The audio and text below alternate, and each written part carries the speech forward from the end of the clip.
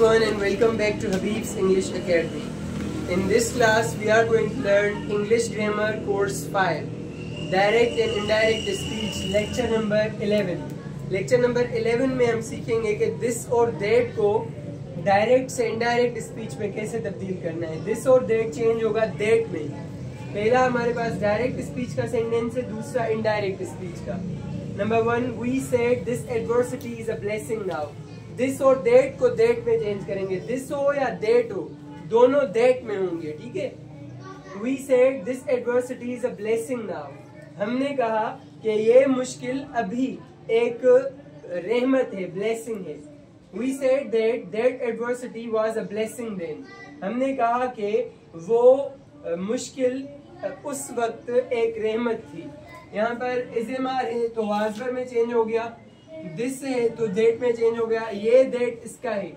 Quotation marks को और comma को खत्म करने के लिए हम डेट इस्तेमाल करते हैं. पहला डेट उसका है और दूसरा डेट ये है. इसका मतलब के है और इसका मतलब है वो. ठीक है. We said that adversity was, यहाँ पर इज़मार को हम वाज़वर में चेंज करते हैं. a blessing.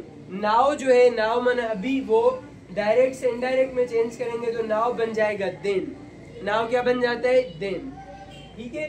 ये फर्स्ट एग्जांपल हमारा क्लियर हुआ. सेकंड एग्जांपल पर चलते हैं. इट सेड, ये कोई जानवर कह रहा है, कोई डॉग खुद ही कह रहा है, इसलिए इट इस्तेमाल हुआ है क्योंकि जानवरों के लिए और नॉन लिविंग थिंग्स के लिए हम इट इस्तेमाल करते हैं. It said that dog is not our anomaly. उसने कहा वो कुत्ता हमारी दर्द की दवा नहीं है. एनोमली माना दर्द की दवा. कोई कुत्ता कह रहा है दूसरे कुत्ते के लिए. It said that dog was not there anomaly. उसने कहा, उस कुत्ते ने कहा कि वो कुत्ता हम उनकी एनोमली दर्द की दवा नहीं था.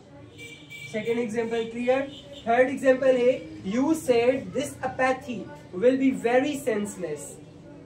आपने कहा कि वो बेहसी, अपैथी आना जुल्म, बेहसी बहुत ज्यादा बेवकूफाना होगी, सेंस के बगैर होगी. You said that apathy would be very senseless. आपने कहा कि वो बेरहमी बहुत बेबुनियाद होगी, सेंसलेस होगी, बेहस होगी.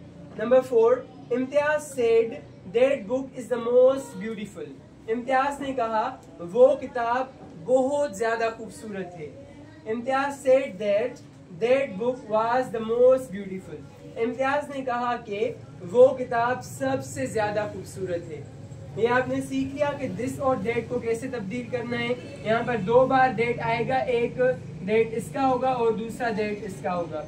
और अभी इस को पढ़ने के बाद आप लोगों ने 10 सेंटेंसेस की प्रैक्टिस करनी है. आपको 10 सेंटेंसेस की प्रैक्टिस करनी है ताकि मालूम हो कि आपने अच्छे तरीके से ये सीख लिया है, समझ लिया है. Thank you so much.